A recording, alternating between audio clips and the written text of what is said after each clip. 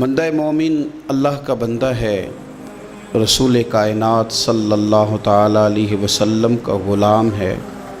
اپنے اپنے ذہن کے مطابق، اپنی اپنی طبیعت کے مطابق اور اپنی اپنی سوچ کے مطابق لوگ اپنے آپ کو اچھا بتاتے بھی ہیں، اچھا کہتے بھی ہیں، اچھا سمجھتے بھی ہیں، اپنے ترجیحات طے کر لیتے ہیں، خود ہی ان پر پابند ہو جاتے ہیں، خود ہی قائل ہو جاتے ہیں کہ چونکہ میرے اندر یہ صفات ہیں لہٰذا میں اچھا ہوں۔ کچھ لوگوں کا یہ کہنا ہوتا ہے کہ رزق چونکہ حلال کماتا ہوں لہٰذا بہت ہی اچھا ہوں، ماں باپ چونکہ میرے مجھ سے خوش ہیں لہٰذا بہت ہی اچھا ہوں۔ 5 نمازیں پڑھنے والا بھی اپنی تئیں اپنے آپ کو مطمئن کر لیتا ہے کہ شاید میں سب سے اچھا ہوں۔ تو مختلف قسم کی چیزیں لوگ بنا کر کے اپنے آپ کو اچھا گردانتے ہیں، اچھا کہتے ہیں۔ کچھ لوگوں کا یہ کہنا ہے کہ سوسائٹی میں جو لوگ کسی قسم کی کو خدمت کر لیتے ہیں، کسی غریب کا بھلا کرتے ہیں، کسی مسکین کے یتیم کے کام آتے ہیں، وہ اچھے ہیں۔ سب سے زیادہ بہتر یہ نہیں کہ اللہ کے قرآن سے پوچھ لیا جائے اچھا کون ہے، کون سی ایسی خوبیاں ہیں جو انسان میں پائی جائیں تو انسان مومنوں والی صفات رکھتا ہے۔ تو قرآن مجید نے بالکل شروع میں کہا کہ الف لام میم ذالک الکتاب لا ریب فیہ۔ یہ الف لام میم تو حروف مقطعات ہیں، ان کا معنی اللہ تبارک و تعالی بہتر جانتا ہے، یا وہ جانتا ہے جسے میرا رب بتا دے۔ ذالک الکتاب لا ریب فیہ فرمایا یہ وہ بلند مرتبہ کتاب ہے جس میں کوئی شک نہیں۔ یہ نہیں فرمایا قرآن میں شک کیا نہیں جاتا، قرآن پاک میں شک ہے نہیں۔ اگر کوئی شک کرتا ہے تو اس کے دماغ میں شک ہے، اس کے ذہن میں شک ہے، اس کے باطن کے اندر فطور ہے۔ قرآن میں شک نہیں۔ ھدی للمتقین، قرآن ہدایت ہے پرہیزگاروں کے لیے۔ ویسے تو قرآن مجید ھدی للناس ہے، تمام لوگوں کے لیے ہدایت ہے، پر قرآن سے صحیح ہدایت اخذ وہ لوگ کرتے ہیں، حاصل وہ لوگ کرتے ہیں جو پرہیزگار ہیں، اللہ سے ڈرنے والے، تقوی اختیار کرنے والے، متشابہات سے بچنے والے۔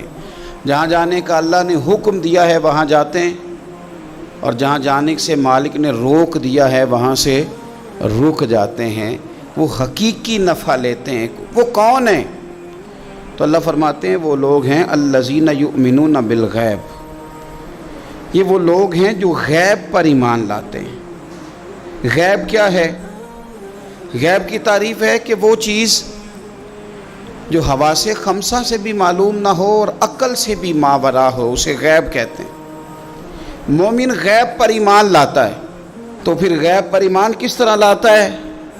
وہ غیب پر ایمان اس طرح لاتا ہے کہ وہ عقل سے تو معلوم نہیں کر سکتا تھا، حواس خمسہ سے تو معلوم نہیں ہو سکتا تھا، لیکن مدینے والے محبوب نے اسے بتا دیا ہے۔ رسول کریم صلی اللہ علیہ وسلم کو وحی کے ذریعے جن چیزوں کی خبر دی گئی، اطلاع دی گئی، حضور نے امت کو بتائی، وہ غیب کی چیزیں۔ وہ کیا ہیں؟ قبر، حشر، قیامت، جنت، دوزخ، فرشتے، یہ ساری چیزیں غیب ہیں۔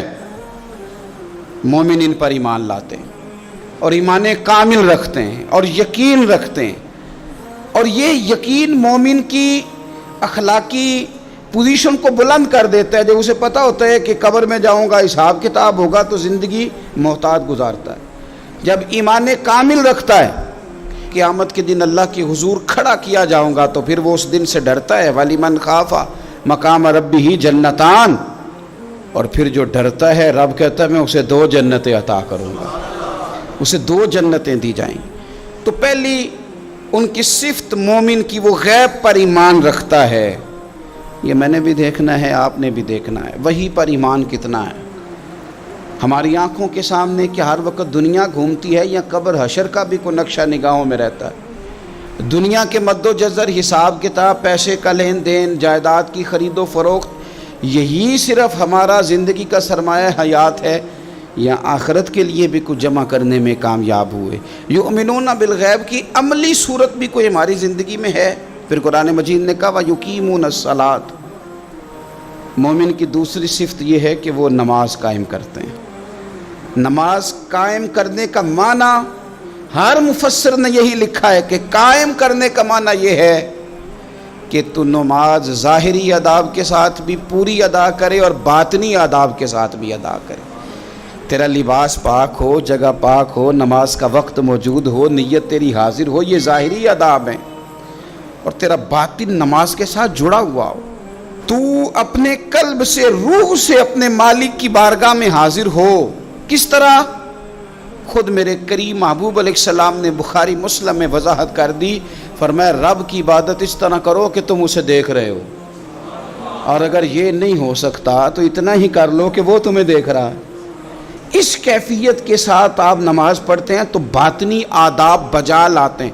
پھر فرمایا وَمِمَّا رَزَقْنَاهُمْ يُنْفِقُونَ، جو ہم نے انہیں دیا ہے اس میں سے ہماری راہ میں خرچ کرتے ہیں. اللہ کی بارگاہ میں صدقات، خیرات، زکوٰۃ، ان کے ساتھ رب کا قرب حاصل کرتے ہیں. اللہ نے جو تقسیم رکھی ہے کہ بعض کو مالک امیر بنا دیتا ہے، بعض کو غریب بنا دیتا ہے، تو وہ پھر صدقات کو ٹیکس نہیں سمجھتے، وہ کسی کو دینے میں بوجھ محسوس نہیں کرتے. وہ سمجھتے ہیں یہ تو مالک کی تقسیم ہے، میرے اس نے ذمہ لگایا ہے، میں نے دینا ہے. وہ سمجھتے ہیں کہ اللہ تبارک و تعالیٰ نے فضل کے ساتھ میرے ذمہ لگایا تھا کہ میں جاؤں اور اللہ کے کچھ بندوں کو میں اللہ کے دیے ہوئے رزق سے دوں. کچھ مفسرین نے یہاں بات کو اور کھولا ہے. وہ کہتے ہیں رزق سے مراد ہے جو بھی اللہ نے دیا ہے. پیسے دیے ہیں تو وہ اللہ کے رستے میں دے، علم دیا ہے تو اسے بانٹے. اگر کسی کو اللہ نے معرفت دی ہے تو اپنے فیض سے لوگوں کو قریب کرے اللہ کے، وہ پھر وہ علم آگے بانٹے، وہ تقسیم کرے. تیرے پاس جو کچھ بھی ہے نا دیا ہوا تو رب کا ہے، تو نہ بچا بچا کے تو رکھ اسے. تیرا آئینہ ہے وہ آئینہ، شکستہ ہو تو عزیز تر ہے نگاہ آئینہ ساز میں. تو اسے بانٹنا شروع کر، تو دینا شروع کر. اور لوگوں کا خیال ہوتا ہے کہ بانٹنے سے کم ہوتا ہے، نہیں، بانٹنے سے بڑھتا ہے. کنویں سے سارا پانی نکال لو تازہ آ جاتا ہے، شرط یہ ہے کہ سارا نکل جائے.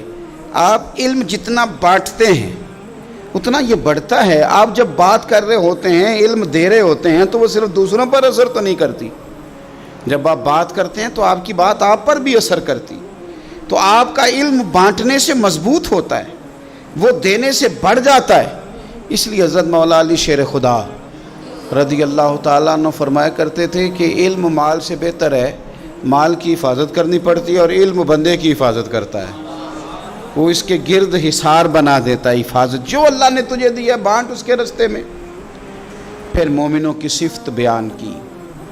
ایک تو یؤمنون بالغیب، غیب پر ایمان رکھتے ہیں، ویقیمون الصلاۃ، نماز قائم کرتے ہیں، ومما رزقناہم ینفقون، جو ہم نے انہیں دیا ہے ہمارے راہ میں خرچ کرتے ہیں. اور پھر فرمایا والذین یؤمنون بما انزل الیک، اور جو ہم نے آپ کی طرف نازل کیا حبیب وہ اس پر ایمان لاتے ہیں. کتاب کو، قرآن کو سینے سے لگا کے رکھتے ہیں، اس کے ایک ایک حرف کو وہ اپنے لیے دستور حیات سمجھتے ہیں، ایمان لاتے ہیں پختہ. وما انزل من قبلک، اور اس پر بھی ایمان لاتے ہیں جو آپ سے پہلے نازل کیا گیا. آپ سے پہلے جو نازل کیا گیا اس پر بھی وہ ایمان لاتے ہیں. یعنی تورات ہے، زبور ہے، انجیل ہے، اگرچہ کتابیں بدل دی گئی ہیں پر اللہ کی کتابیں تو تھیں، ان کے جو احکامات موجود تھے اس پر وہ ایمان لاتے ہیں، ایمان رکھتے ہیں. ایک بات اور بھی یہاں سے ختم نبوت کا مسئلہ بھی حل ہوتا ہے. کہا گیا ایمان دو چیزوں پہ ہے، والذین یؤمنون بما انزل الیک وما انزل من قبلک. ایک اس پر ایمان لاتے ہیں جو آپ پہ نازل ہوا، اور ایک اس پر جو آپ سے پہلے نازل ہوا. یہ نہیں فرمایا کہ آپ کے بعد بھی کچھ نازل ہوگا. پہلے نازل ہوا جب آپ پر نازل ہوا، آپ کے بعد کچھ بھی نازل نہیں ہوگا.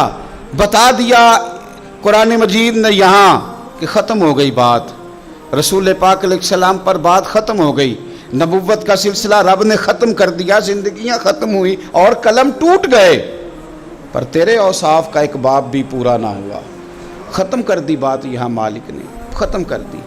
اب یہ صفات جن لوگوں میں پائی جائیں کہ ایمان بالغیب بھی ہو، نماز کا قیام بھی ہو، اللہ کے راستے میں خرچ بھی ہو، جو پہلے نازل کیا گیا اس پر ایمان ہو، جو حضور پر نازل کیا گیا اس پر ایمان ہو، تو رب کیا فرماتا ہے؟ فرمایا اولئک علی ھدی من ربہم، یہی لوگ ہیں جو اپنے رب کی توفیق سے ہدایت پر ہیں، اللہ کی طرف سے ہدایت پر ہیں، وَأُولَٰئِکَ هُمُ الْمُفْلِحُونَ، اور وہی لوگ ہیں جو دونوں جہانوں میں کامیاب ہونے والے ہیں۔ یہ کامیابی والے لوگ یہاں بھی اور وہاں بھی۔